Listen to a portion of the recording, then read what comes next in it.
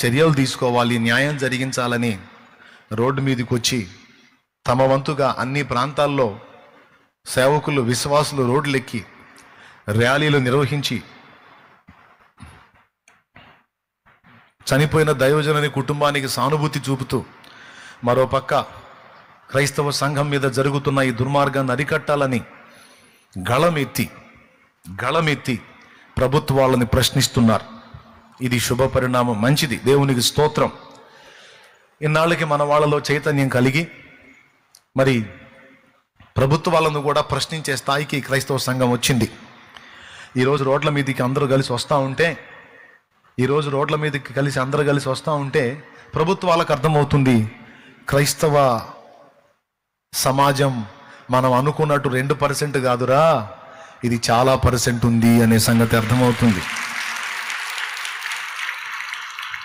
మళ్ళా ఎవరి ప్రోద్బలం లేకుండా పైసా రూపాయి పెట్టుబడి ఎవడు పెట్టకుండా ఎవరికి అంతటకు వాళ్ళే స్వచ్ఛందంగా రోడ్ల మీదకి వచ్చి మాకు జరుగుతున్న అన్యాయాన్ని మేము నిరసిస్తున్నామని ప్రభుత్వాలను నిలదీసి ప్రశ్నించి న్యాయం కోసం ప్రభుత్వాలను ప్రశ్నించటం అనేది ఒక శుభ పరిణామం, మంచిది.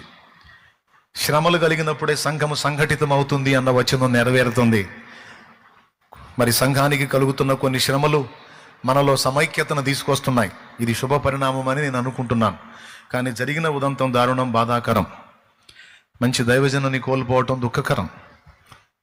అయితే ఇంకొక విషయం ఏంటంటే, ఒక స్టెఫను నిద్రించిన చోట ఒక పౌలు లేచినట్టు శ్రేష్టమైన భక్తులు కన్నుమూసిన చోట అంతకంటే శ్రేష్టమైన భక్తులను దేవుడు లేపగల సమర్థుడు.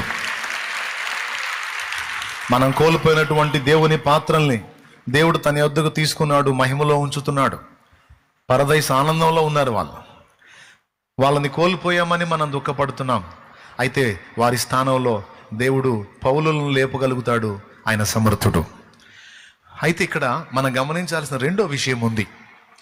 గళమెత్తి ప్రభుత్వాలను ప్రశ్నించటం ఎంత అవసరమో ఈరోజు మన సమాజానికి అర్థమైంది.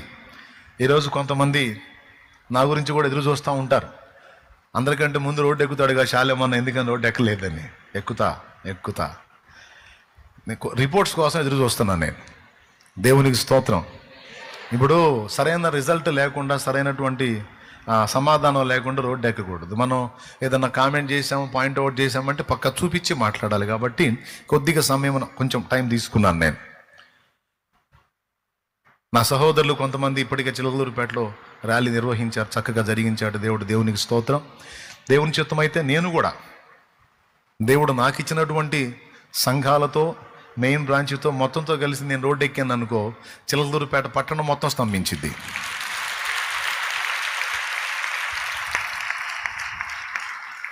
అది నాకేం కొత్త కాదు. ఆల్రెడీ నేను ఈ పని చేస్తున్నాను. కొంతమంది నన్ను అనుకోవచ్చు, శాలేమన్న బయటికి రాడేందని. నేను చెప్తున్నాను, కొంచెం నా వీడియోస్ ఉంటాయి యూట్యూబ్లో అప్లోడ్ చేయబడి, కొద్దిగా వెనక్కి వెళ్ళి చూడండి.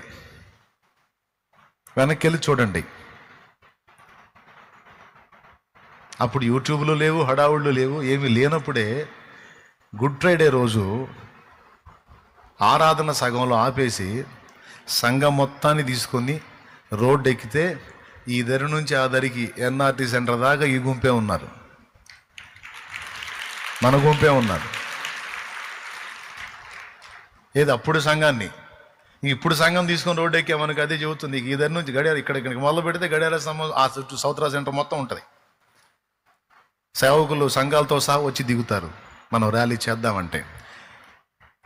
అయితే ఈసారి నేను ఇంకొక పని కూడా ఆలోచన చేస్తూ ఉన్నాను. ఈ దుర్మార్గాలు ఇలానే కొనసాగితే వేరే ఆలోచనలు కూడా నాకున్నాయి.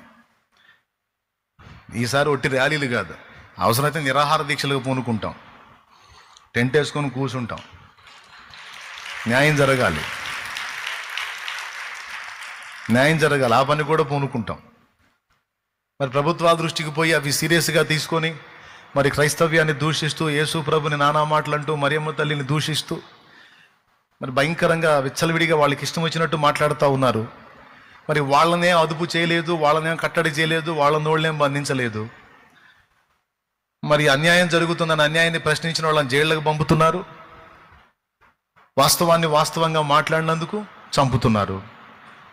ఇవేమో మరి వీటికి తగిన న్యాయం జరగట్లేదు. ఆల్రెడీ దుర్మార్గం చేస్తున్న వాళ్ళనేమో పట్టించుకోవట్లేదు. ఇది స్పష్టంగా కనపడుతుంది. కాబట్టి ఒక పూట ర్యాలీ చేసి చేతులు దులుపుకోవటం అన్నది కాకుండా అవసరమైతే నిరాహార దీక్షలో పూనుకొని మరి ఆ విధంగా కూడా చర్యలు తీసుకోవాలనేది మేము ఆలోచన చేస్తూ ఉన్నాం. ఆ పైన దేవుని చిత్తం. ఒకవేళ పోలీసు వారు స్పందించి న్యాయమైన విచారణ జరిపించి జరిగిన దానిలో వాస్తవాలు తేల్చి న్యాయం జరిగిస్తే దేవునికి స్తోత్రం. జరిగించకపోతే ర్యాలీ చేస్తాం, అవసరమైతే టెంట్లు వేసుకొని నిరాహార దీక్ష కూడా చేపడతాం. ఓకే, నేనే ఒట్టిగా లేను, ఎవరు ఎట్టబోతే నాకెందుకని కూర్చునే రకం నేను కాదు. సమాజానికి ఇవ్వాల్సిన సంకేతం సమాజానికి, ప్రభుత్వాలకి ఇవ్వాల్సిన సంకేతం ప్రభుత్వాలకి ఇవ్వటానికి మేము సిద్ధం. అయితే ఎందుకు సమయంలో పాటిస్తున్నామంటే రిజల్ట్ కోసం, ఆ రిపోర్ట్ కోసం మేము ఆగున్నాం. సో అది కాలయాపన జరుగుతుంది. చూద్దాం. ఈ రెండింటికంటే ముఖ్యంగా అసలు పాయింట్కి వస్తున్నా, జాగ్రత్తగా వినండి. ఇవి అవసరమే. ఇవి చేసి రోడ్డు మీదకి వచ్చి ప్రశ్నించిన వారిని నేను ప్రోత్సహిస్తున్నా, సంతోషిస్తున్నా, దేవుని మయంపరుస్తున్నా. ఎందుకంటే ప్రశ్నించడం తప్పు కాదు. పౌలు కూడా ప్రశ్నించాడు, యేసయ్య కూడా ప్రశ్నించాడు. ఇన్ని కార్యములను చేసి తిని ఏ కార్యం నిమిత్తము నన్ను రాళ్లతో కొడుతున్నారు అని అడిగాడు.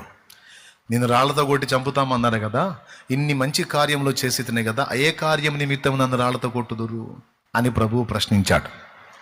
పౌలు కూడా కేసు విచారణ చేయకుండా, నేరం రుజువు కాకుండానే రోమీయుడైన ఒక పౌరుని మీరు శిక్షిస్తారా? ఈ హక్కు మీకు ఎవడిచ్చాడు? నన్ను ఎందుకు అట్లా చేశారు? చెరసాల నాయకుడు మీరు పోండి అంటే నేను పోను. నువ్వు రక్షణ పొందావు, నువ్వు బాప్తీసం పొందావు, నువ్వు సర్దుకో. మమ్మల్ని ఇక్కడికి తీసుకొచ్చి బంధించి